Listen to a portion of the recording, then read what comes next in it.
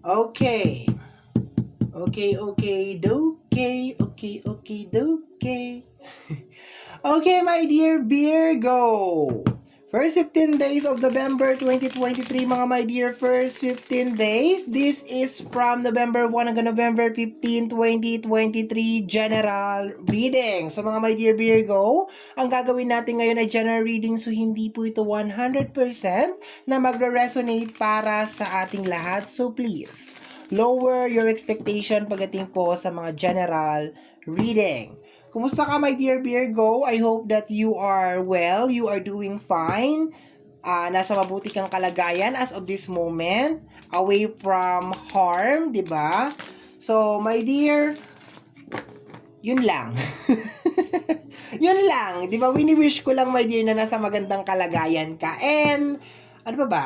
Thank you so much, mga my dear, sa walang sawang suporta, of course, sa ating channel, di ba? Thank you so much sa unconditional love and support na pinapakita po ninyo sa ating channel. Thank you so much, mga my dear. Okay?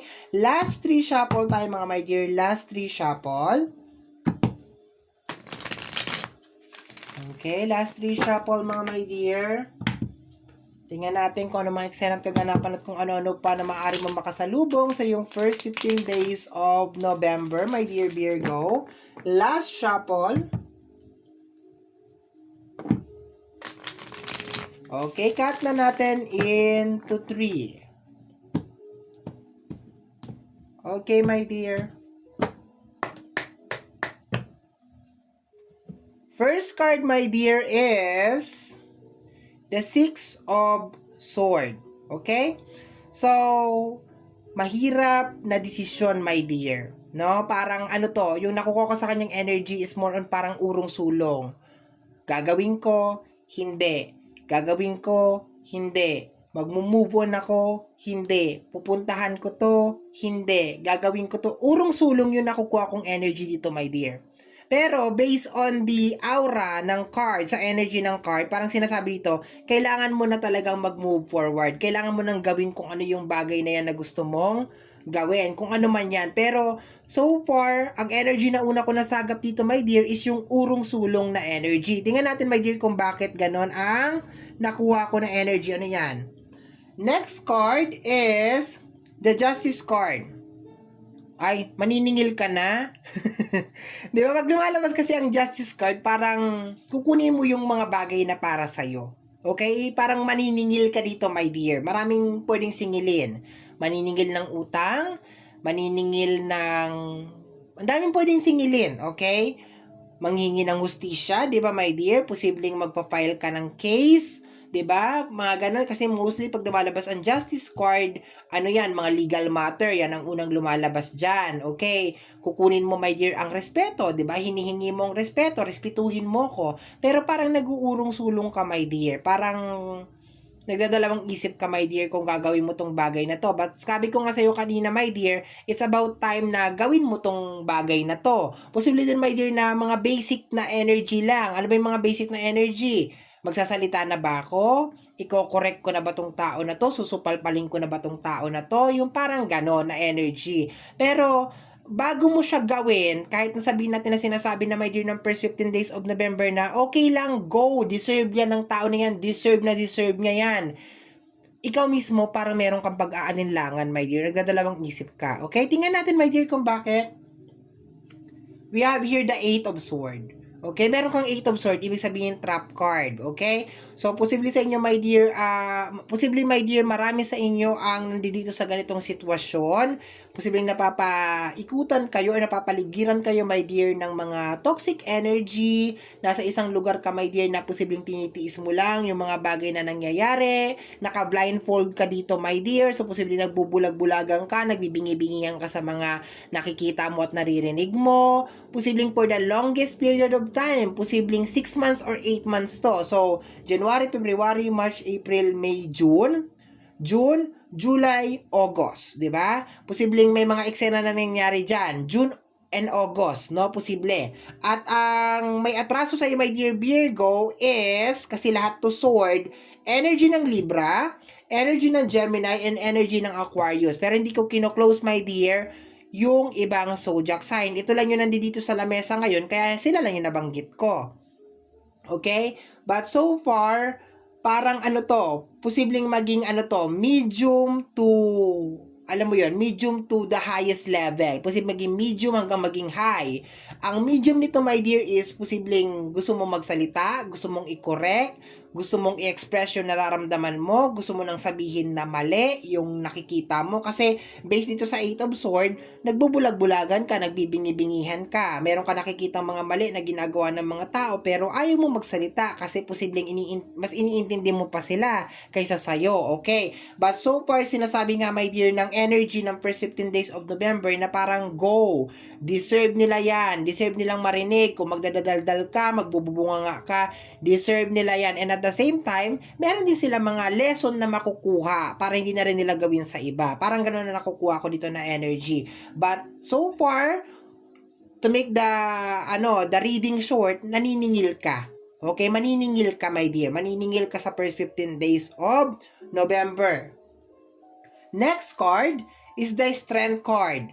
Kaya mo yan, my dear. 'Di ba? Kung sasabihin mo lang naman na, oy, sumusobra ka na, hingi ka ng hingi, oy, sumusobra ka na, masyado ka ng garapal, masyado na makapal ang test mo, talagang mga ganon. Okay lang naman. Minsan kasi may mga tao na deserve nila or need nilang marinig yung mga bagay na yon kasi baka akala nila okay lang yung mga ginagawa nila mga ganyan, yung mga pagiging garapal nila, yung mga kagaspangan ng ugali nila, pero deserve nila, pakiramdam ko, my dear, based dito sa energy, deserve nila, parang sinasabi ng card na to na go, kasi meron kang dalawang major arcana dito, the Justice and the Strength card. Pag pinagsama ko tong dalawang card na to, sinasabi dito na go, sige, gawin mo kung ano yung gusto mo, my dear, kung gusto mong sabihin, kung gusto mong mag-file ng kaso, kung gusto mong lakarin yung isang bagay, kung gusto mong bawiin yung mga bagay na para sa'yo, bawiin yung asawa mo, bawiin yung anak mo, bawiin yung mga bagay na ninakaw sa'yo, lupa man yan, ari-arian man yan, kung ano man yung mga gustong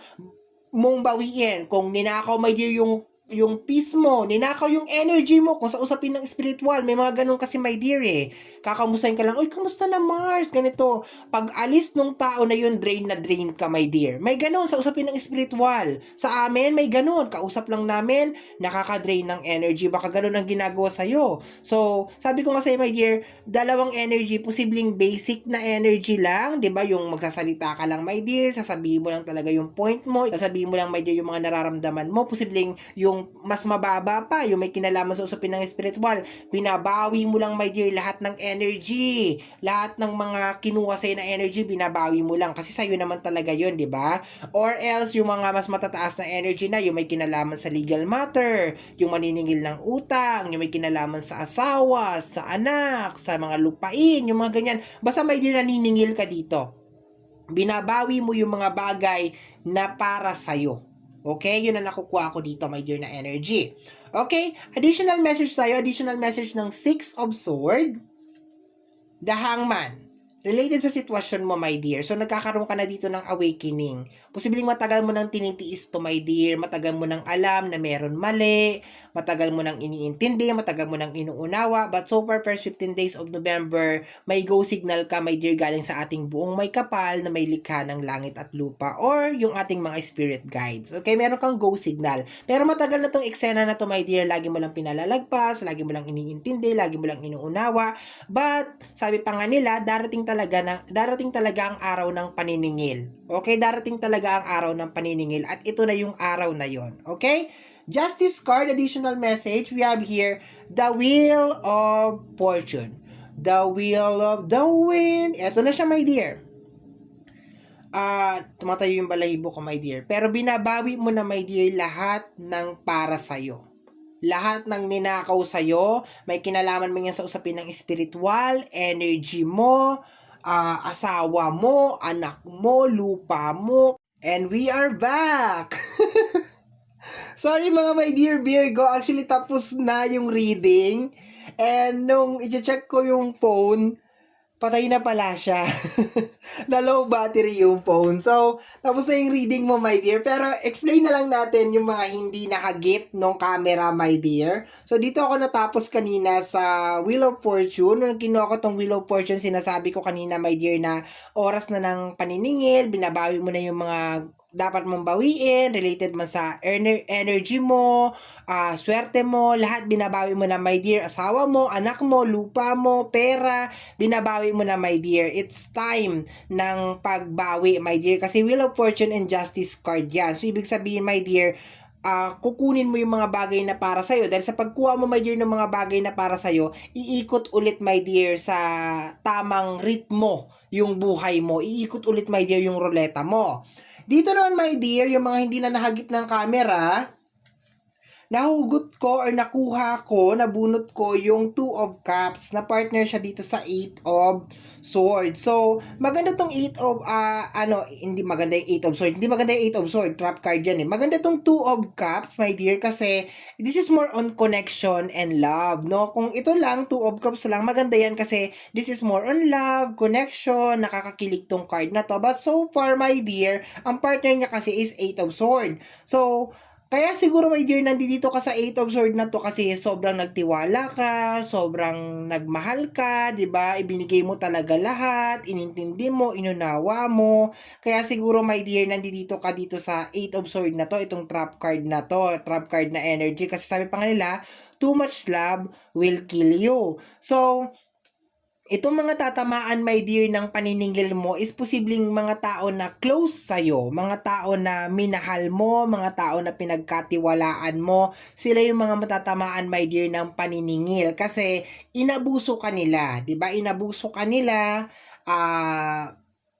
talagang, 'di ba?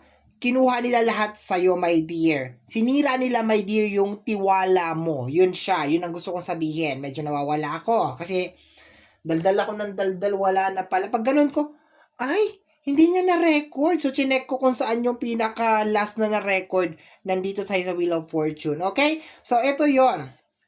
Yan, ubusan ako ng energy. Okay? Dito, my dear, sa last row natin, we have here the Strength card in the 7 of Wands. Kung makikita mo sa 7 of Wands, very defensive yung kanyang energy. So, naglalagay ka na ng boundary. Parang sinasabi mo, hanggang dito na lang kayo. Hindi na kayo pwedeng pumunta dito kasi personal space ko na to. Hindi na kayo pwedeng manghimasok sa buhay ko.